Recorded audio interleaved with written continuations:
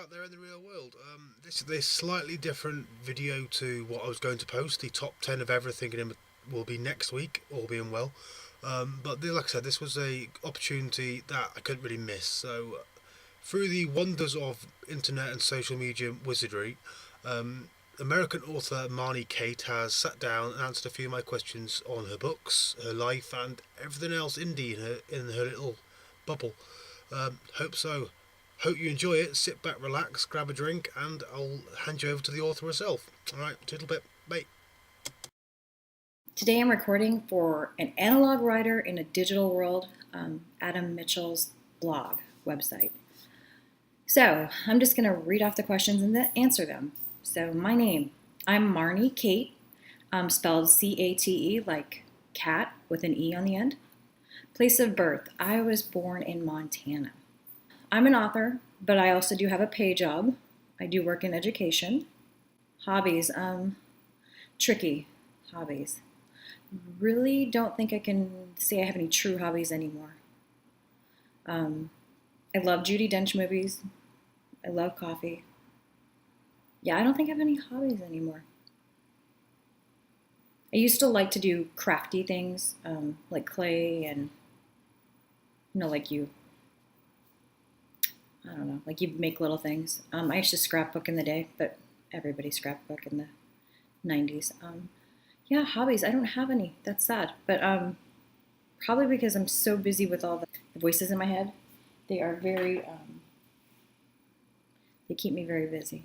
Books I have out. I have written the Protectors of the Elemental Magic series. The first book, Remember, is about Mara Stone, who finds out her family's secret and that she has elemental magic that's been hidden inside of her. And there are currently 4 books. 3 are up. The 4th one is just getting its final edit, and it'll be up at the end of this month. So it goes. The kind of the cool thing about my series is it kind of helps to know the order. You don't.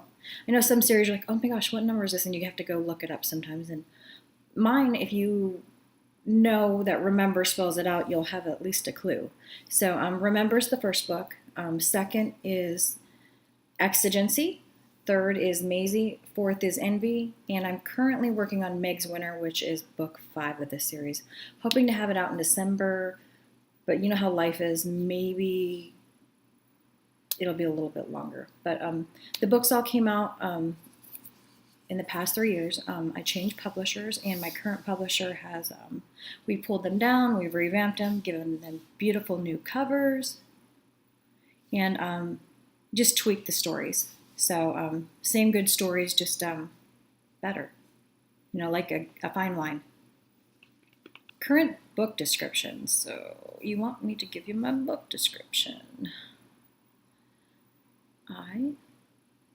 You know what? I am not going to give you the book description for Envy. I'm just going to tell you a little bit about it. Envy is book 4 of the series, and the first 3 start out really in Mara Stone's point of view, who's my main protagonist, and she's the young girl that has grown up with this magic that was taken from her and hidden deep inside of her. And she has, right before her 18th birthday, has found out her family's secrets. So the first 3 books are all about this family, the Silvers, that were very blessed by the goddess Danu with this elemental gift. And each of the family members have their own little special, unique, like connection with air, fire, water, or earth, where Mara has a connection to all 4. So she's very special in that way. And she's been raised by her grandmother. So her grandmother is her lifeline. And her father died when she was young, and her mother disappeared. And so part of it's a little mystery on figuring out what happened to this family. So book 4 is a little bit different, but it's still a continuation of sorts. Book 4 is about Blanche Drygen, who is the main baddie in book 1. One of the main baddies. You just think, wow, she is just such a mean woman. But it's really interesting to write from this side because, not everyone comes out mean and just cruel. And it's kind of showing how Blanche, her storyline, and while her family was blessed by Danu, which you can learn even more about that when Beginnings comes out after Meg's Winter. But anyway, It does tell you a little bit about it throughout the series, but for the full story, it'll be in beginnings. Sorry, I digressed, which I do that. Anyway, Envy, Blanche's story, her mother had made a very silly mistake and distrusted Danu and fell under the guise of, was ensnared by Snow-Estra, who is the winter goddess. And winter goddesses, like, no, historically are not that great, and Snow-Estra actually lives up to that. So her basic torture of this family through their life is what created this very, like, bad woman, I guess. I like Blanche, but I like all my characters except for one or two. But yeah, it's just showing a different view. Very interesting. I like it, but I've had really good feedback from people, kind of like, oh yeah, I like to see that other side. So that will be out soon. So I'm hoping to get some feedback from people. One of the things about my book series is several people are like, your names are so complicated. Really not complicated. And I'm from the school of, if you read a book, I'm not going to always pronounce the name of the person in the book the way the author intended. What I was saying is, names are different. So Mara Stone, May Veracor, you'll meet Alonius, Arian Nolwenn, Snow-Estra, Maisie is the book title, which you should be able to pronounce that. We have Pharamond and Tanis, and I'm trying to give you all the names that people are like, what? I think those are the main ones. I don't think there's that many that really get you. But if there's one and you're like, really, just message me on Facebook and I'll absolutely answer. So, and maybe I'll come back and do a little update for everyone. So in addition to the Protector series, I also wrote a book, Chasing Caitlin, which is a women's literature book, focuses on Caitlin Chase's life and how it transformed her into a woman wanting revenge. And then it's a process of watching her, go through that very bitter time and the destructive things along the way that a couple events in her early life kind of spiraled off and sent her down that path. So this is Chasing Caitlin. It's I'm going to talk about it a little bit later. And I am Kindle based. All of my print copies, though, can be found at most distributors. So, but yes, in the indie world, it does seem that Amazon is the best way to get your work out there. I know there's a debate on that, but for me, that's what works. Bookstores. There are my books at the Renaissance Fair in Arizona, in Gold Canyon. So if you want to come get my print books, I am sure I will be back there next year with my books. And I do a signing once a year. Get dressed up, in Renaissance garb, which is super fun, and just get to meet people and talk about my books. And it was really fun because the last 2 years I met Summer Hanford, and Summer and I have very different writing. I write this young adult fantasy, and she writes more high fantasy, and then she also does Regency romance. So when people came up to our table, we could kind of get a feel for, oh, you probably would like her stuff better. Oh, I think you'd like her stuff better. So it was kind of fun. Hoping I'll see her again, but you never know how that works. So mailing list. My Norms Triad, my publisher, is my mailing list, so I can do that. Reviews. Well, I have lots of reviews. I am from the school of I don't like reviews. Now, that doesn't mean I have a bunch of bad reviews. It means before I wrote a book, starting in 2014, I never, ever read a book review. I pick up a book, I look at the cover, and yes, I do judge a book by its cover, flip it over, read a little bit of it, and like, that's good, I'm going to read it. I have never gone out to seek someone else's opinion because I feel like too many times they give you spoilers. Or they tell you what you don't like and they plant that seed before you even can make your own judgment. So reviews, I'm not going to share any because I would rather people read it and give me their own review.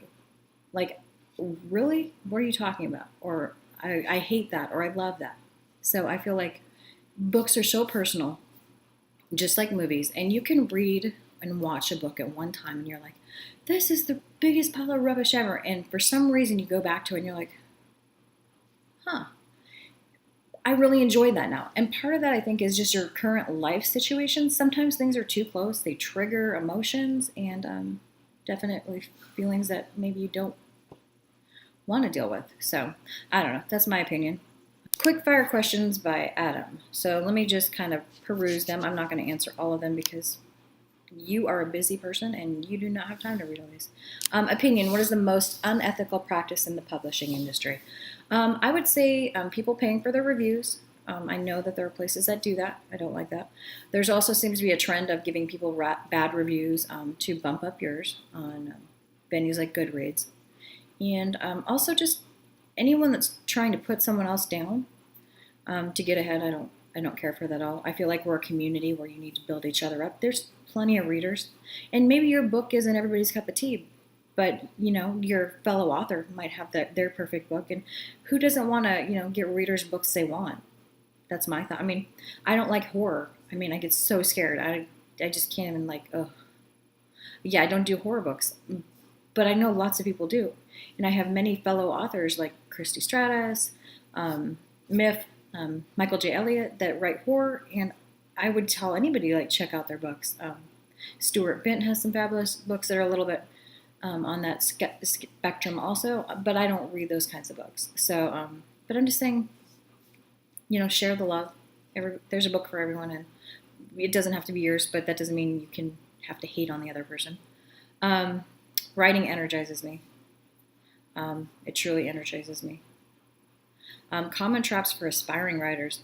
I think the biggest thing for writers is you're well, I'm not J.K. Rowling's. Well, yeah, there's not many that are, and there's not many Stephen Kings, and that's okay. I mean, but there's many new stories inside. I think everybody has the potential to be a writer. I just say, just write, do your best. Seek out groups online on Facebook that are. When you find them, look for ones that are not negative, not ones that are oh, these are the absolute rules and this is how it's done, because life is not about absolute rules. This is what you prefer, this is what I prefer. Let's meet in the middle. You want to help find people that will help you be able to put out the best quality work for the readers, because you don't want to sell rubbish. What is my writing kryptonite? Okay. My writing kryptonite is multiple sclerosis, and I can't even say it. I have MS, and while it's my kryptonite, I truly believe that because of it, MS is your body attacking its own immune system and central nervous system.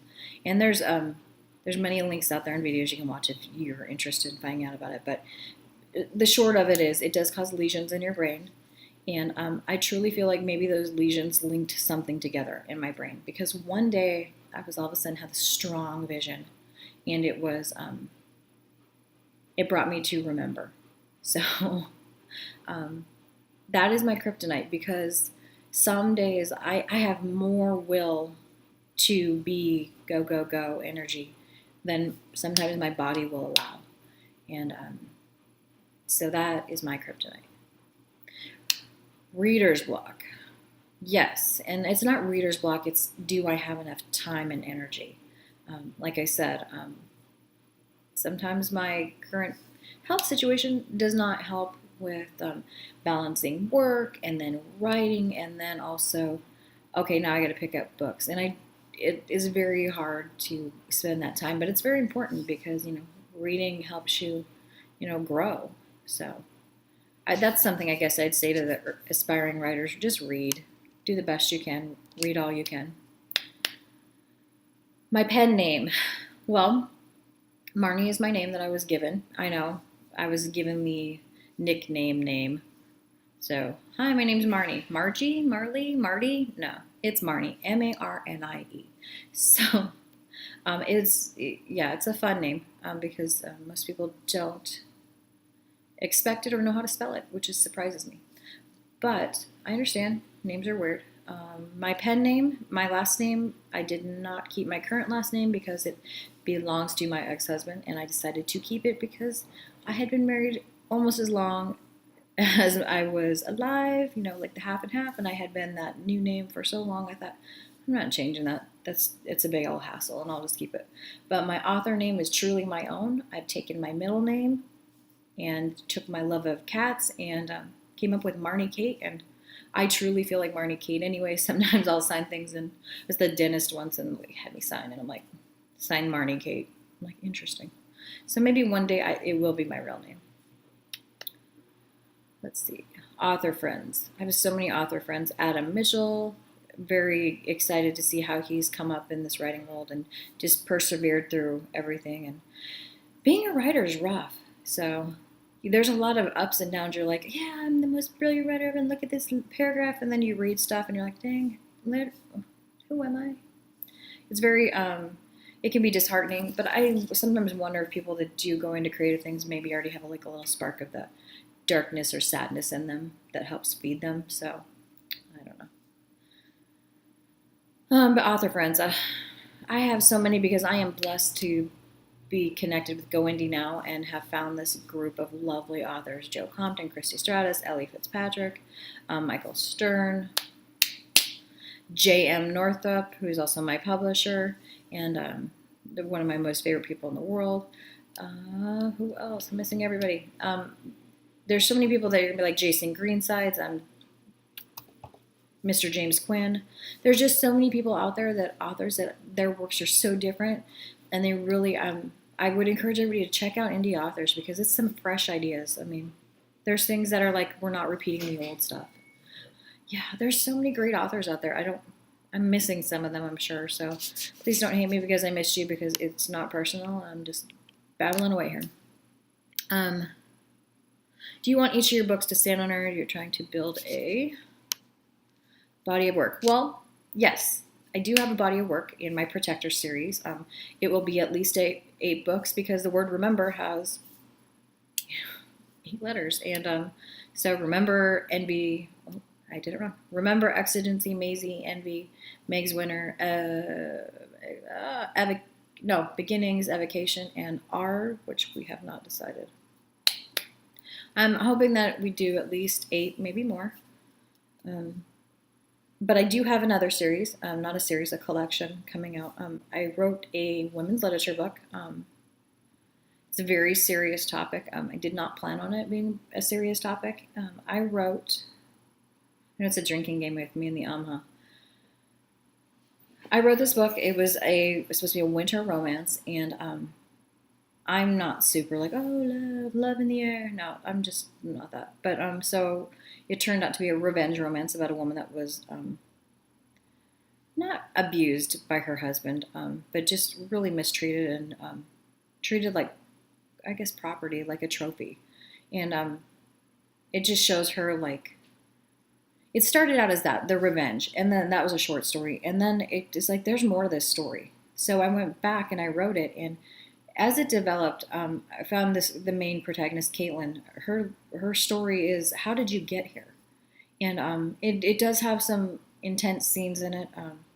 I do have a warning in the beginning, just because I know some things will trigger people. And I just digressed a little bit here, but that series is very important to me because it does mean a lot. Just in the current climate, just women need to remember that that there are people that do support you and do believe you, and it's very important to know that. And so this body of work, Chasing Caitlin, is very important to me. And one of the readers said to me, well, what happened to this other character, the other woman? And I thought, well, she doesn't get a book, she's the other woman. And then they planted that seed, and I had a very strong dream. And it's interesting, I found out that the other character, Ginger, she's another woman that, how did you get here? And her story, Forgiving Ginger, which will be out hopefully next year, maybe this year, you never know. Very powerful also, just, once again, women's issues, trying to talk about things that we all see, we all have experienced. Not all of us, I hope, have experienced, but we all know of people experiencing. And so I have 2 right now, 2 bodies of work I'm working on, and who knows what the future. I feel like I have a lot of stories in my head. So okay, Young writing self, just keep writing. When I was young, I used to write Days of Our Lives stories. I thought I was quite brilliant then, and then I stopped for some reason. I don't know what happened. I guess life sometimes got in your way, being a kid and having 8,000 other things to do. But yeah, I would just say my young self, I did what I would tell myself, read. Just read, read, read. Um, my process of writing, well, since I just started in 2014, I'm not that old of a writer, but I've written pretty substantial number of words for this short amount of time. Um, my first book, I had no confidence that, oh, my book was worthy. I don't even know why I put it up because, like, oh, no one's going to read it. But I would just, say to that's how it's changed. And then also learning just different things like, show, not tell. No, yeah, show, not tell, which is interesting. Um, Sometimes you do have to show, but mostly you want the reader to get in your story. Learning just different ways people think you should do things, and then figuring out what's your style. So that's how my process has changed. Best money I ever spent was on my MacBook. I had wasted many dollars on inferior computers, and MacBooks just last. Um, Once again, that's not always something people can do, but I was lucky to be able to do that at that time in my life. Underappreciated novels. Well, there's so many indie authors out there that I feel like their works are underappreciated because we don't have the vast distribution. Thanks again, Adam, for giving me a moment to talk on your blog.